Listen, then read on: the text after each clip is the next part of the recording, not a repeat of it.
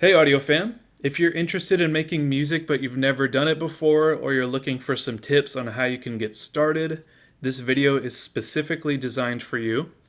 I'm going to show you the 5 simple steps to start crafting a new beat. This video does assume that you have the essential equipment like a computer and a recording software, but even if you're not that far ahead, don't worry, because I've got an awesome free gift just for you. If you visit prodigycreationsnow.com, I have a free downloadable ebook for you called The Simple Guide to Recording Music in 5 Steps or Less. And this is going to give you the rundown on all of the essential things that you're going to need in order to get started in music production or audio recording. And it will serve as a perfect lead into this video. So if you don't have my ebook yet, go ahead and download it. It's 100% free. But with all that said, let's get into how you can craft a beat in 5 steps.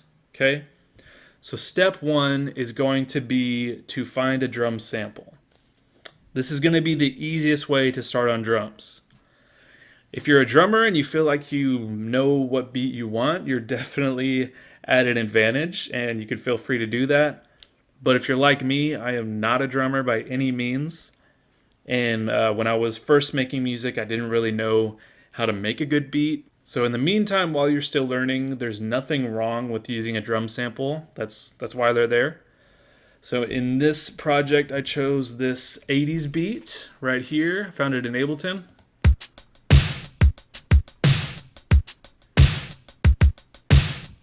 So I used that, but I chopped it up a little bit because I didn't want that double kick occurring so often. So this is what it sounds like now.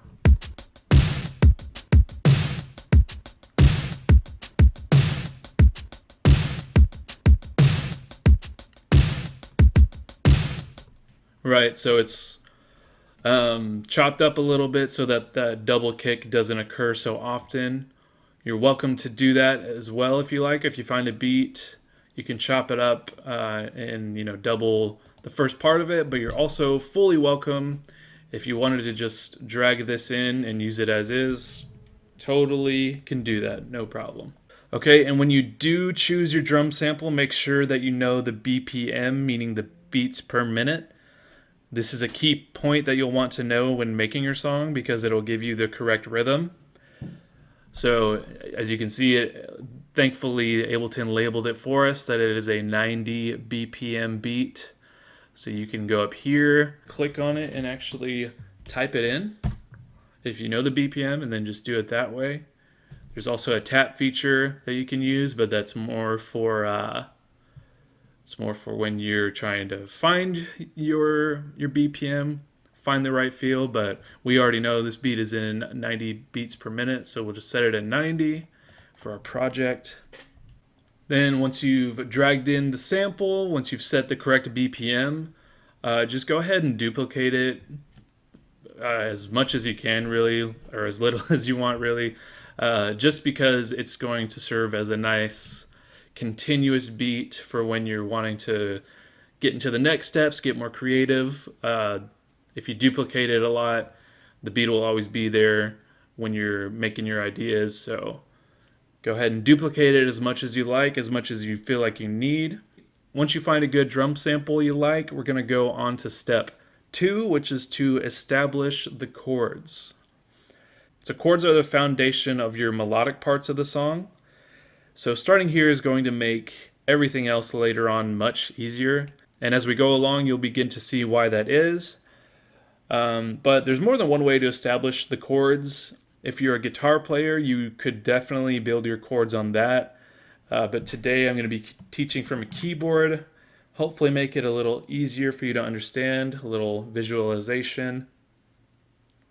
And no, you don't need to buy a keyboard like this. You actually can, program the notes within your DAW. Let me show you that real quick. So these are notes I played from my keyboard, but you could always go in and pencil them in like this. And then, drag them out however long you need. So all that to say, just want you to know that you do not have to have one of these. It is very beneficial, and I love having one.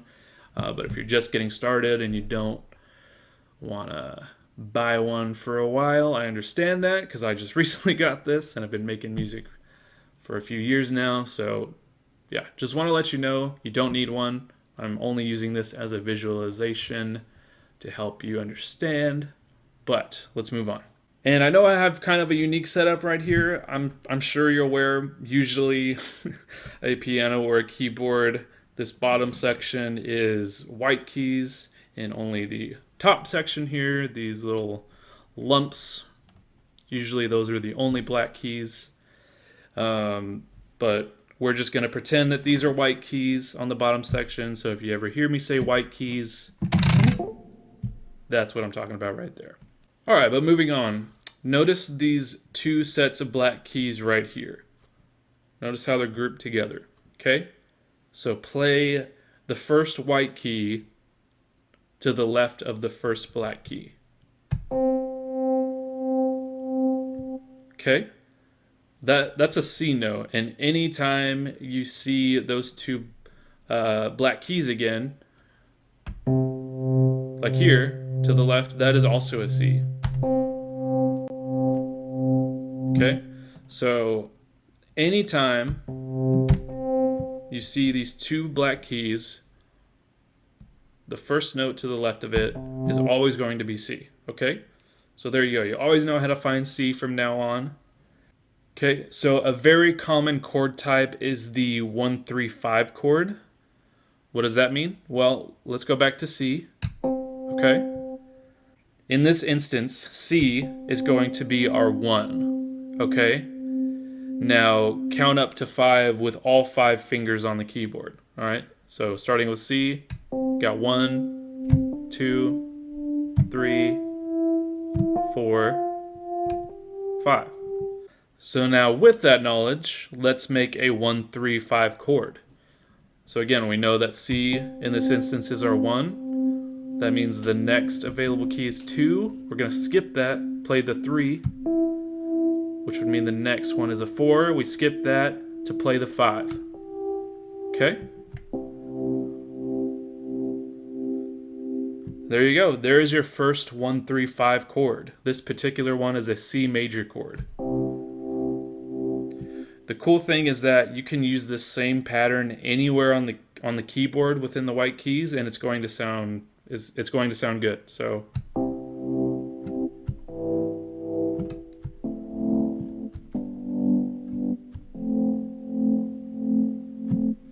So I say for your first beat, keep it as a simple 2-chord progression like I did here. Notice this one here.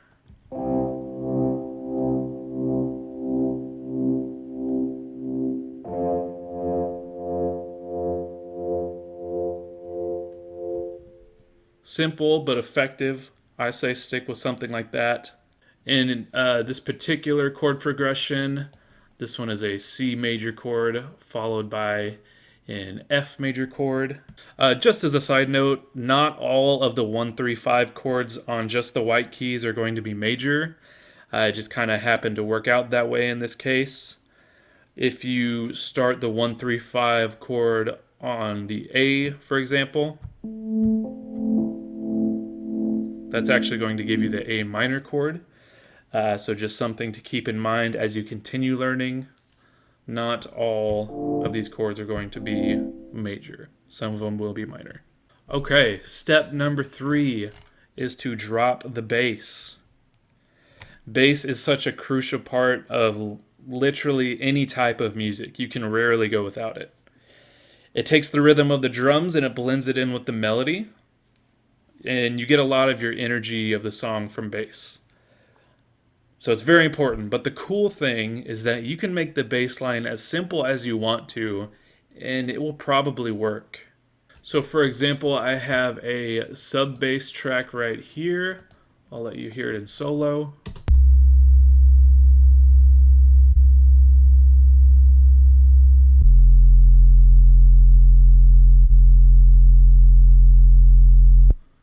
That's all that is just 2 notes that I played. And it was played along with the drums.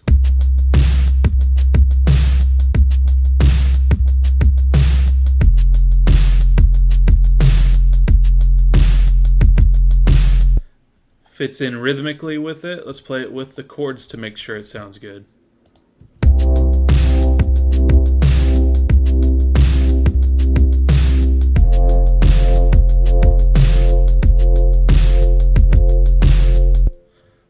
Sounds good to me, but the question is, how did I know which notes to play for the bass part?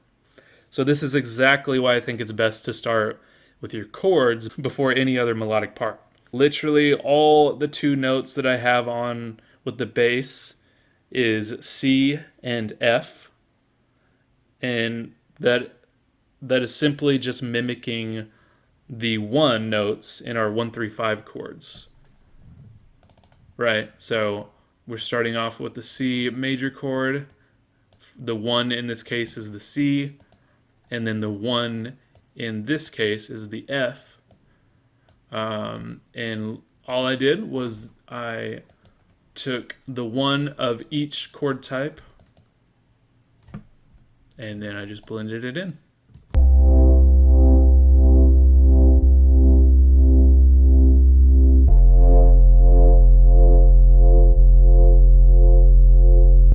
You could leave your bass line as simple as that and it would be fine. So when in doubt, use the one note on your bass line, also commonly called the root note.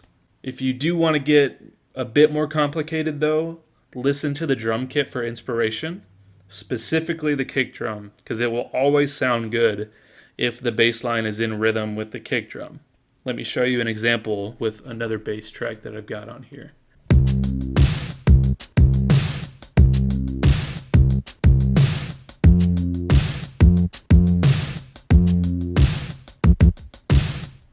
So I didn't change which notes I played. I'm still using the root notes with each chord, the C and the F. None of that changed, but I did change the rhythm. Okay, and the only thing I did was I copied the exact rhythm of the kick drum and used it on the bass here. So take another listen and hear the relationship between the bass and the kick drum.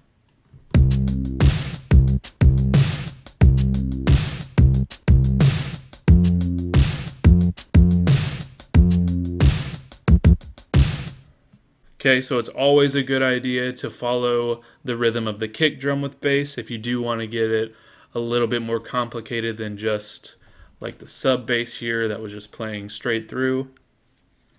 And if you would like to include more than just root notes in your bass line, stick with using thirds and fifths, or in other words, the other two notes that make up your 1-3-5 chord. So again, going to C major, real quick, hold on. Okay, so going back to C major, 1-3-5. All you got to do is, get a little creative by using these 3 and 5s in your bass. Not required. You can always just stick with the root, and that'd be just fine. You don't have to make it complicated. Bass can be as simple or as complicated as you want. But while you're, just starting out, I say keep it simple. Stick with the root note. It's always going to sound good. On to step 4, which is to make a lead. This is my favorite part because I honestly just get super experimental in this part of the song. I don't really get caught up in the music theory or what notes I should play based on the chords like, I did with the bass. I just kind of get crazy. I get experimental. I use what I have so far. I put it on a loop. Let me do that right now for you. Zoom out here. So we are just going to loop verse 1. And let me just show you the full composition that I have without the lead. And then after I play around making another lead, I will show you that. But so I use what I have set up so far. Listen to it and then just kind of feel it out and play along, just keep doing that until you find something that feels good. This is definitely where I get more creative than technical, and I would encourage you to do that same thing. Don't go so caught up in what keys you should or shouldn't play. Just have fun, just experiment. And simplicity is totally fine. Some of the greatest, or I should say, some of my favorite songs that have impacted me the most aren't necessarily the most technically impressive music, but there's still something in it. There's emotion in it. There's heart in it, and it connects. That's the most important thing about music, is just making your listener feel a certain way. So just remember that when you're creating your lead, possibly the most important part of the song. Just get the vibe of the track that you have set up, get a feel for it, have it on a loop, and just kind of play around until something works. So that's what I'm trying to do right now. It might not be as good as the one I already have, but we're gonna see. So you can always put on the metronome as well, in case you want to have that to stay on time. I'm not going to have it on just so you can listen to the track, and I'm not going to be using this take anyway because I've already got my take. So let's go ahead and just experiment, see what we get out of this.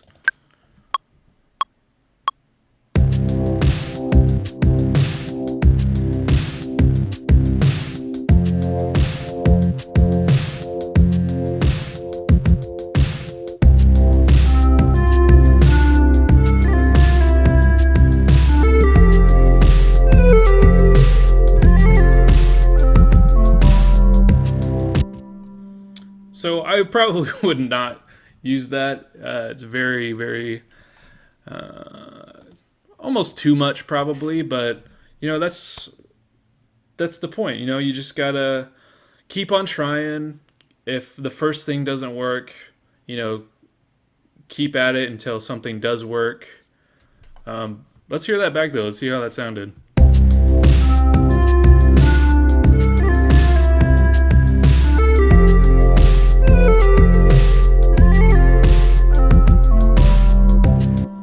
Yeah, not a big fan of it, but that's okay. That's going to happen. The first time you try to make a lead, probably not going to be the best, but you just got to keep it on that loop and keep at it until something works. So now I will show you what I really got going on with this lead.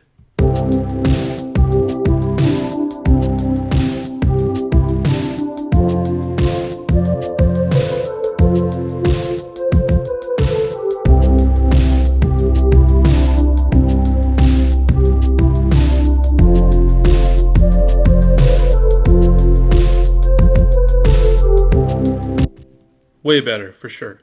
Before we get into step 5, I'm going to make a little honorable mention, I guess. If you're not really sure how to structure a song, I may make a video on that in the future. Leave a comment down below if you would like to see something like that.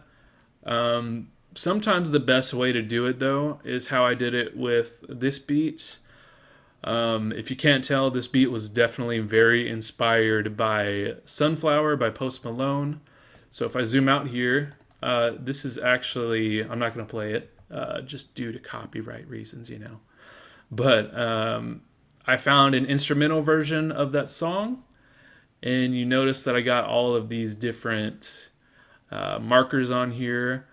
I literally just listened to it, and whenever I noticed something change, I right-clicked on it, added a locator, and named it.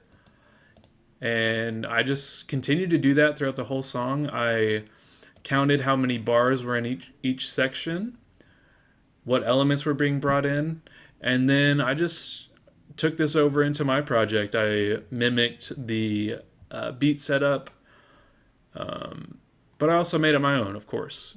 And I would highly encourage you to do that too. I think it's a great way to learn. The best way to learn is always from the pros. So, make a list of some of your favorite songs and then do what I did. Just drag it into your software, listen to it intentionally, mark where it changes, and then just kind of try to mimic that, but in your own style. So step 5 is going to be explore. I know this may sound like a very generic piece of advice, but honestly, this part of the process is what is going to make your song so unique. By you trying new things, exploring all your options, seeing what works and what doesn't, music is subjective, and therefore each music producer has their own ideas to bring to the table. The only person that is going to make a beat just like you is you. There's nothing wrong with taking inspiration. As you see, I took inspiration from another track here, but I still made it my own. And that's the most important thing to do as a music producer, or even just as a human being, is to be yourself and express yourself. Just a few different ideas on what you can try while you're exploring. Additional percussive elements, maybe like a tambourine, a shaker, a cowbell. Of course, you can never have enough cowbell. You could also explore with pads, which is like a chill synthesizer effect to give the track more ambience. You can use vocal samples to your liking. That's a pretty popular trend in music right now. So you could throw in something. Where is that vocal sample I got in here? Here we go. You could throw in something like this in your track. You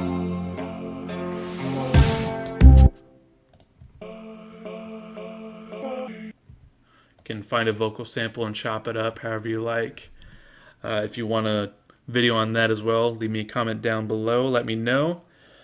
And of course, you can use effects to make your track become more alive, like reverb, delay, EQ, compression. All of these kind of effects are included with your DAW, so there's no need to buy additional plugins or software for right now. Use what you have, become familiar with it. Then once you've crossed that off your list, you can start to look into additional plugins or software. That's going to be it today, guys. Again, I'd like to remind you that I have a free ebook available for you to download right now at prodigycreationsnow.com. The Simple Guide to Recording Music in 5 Steps or Less. This will tell you all of the essential things you are going to need in order to start making music.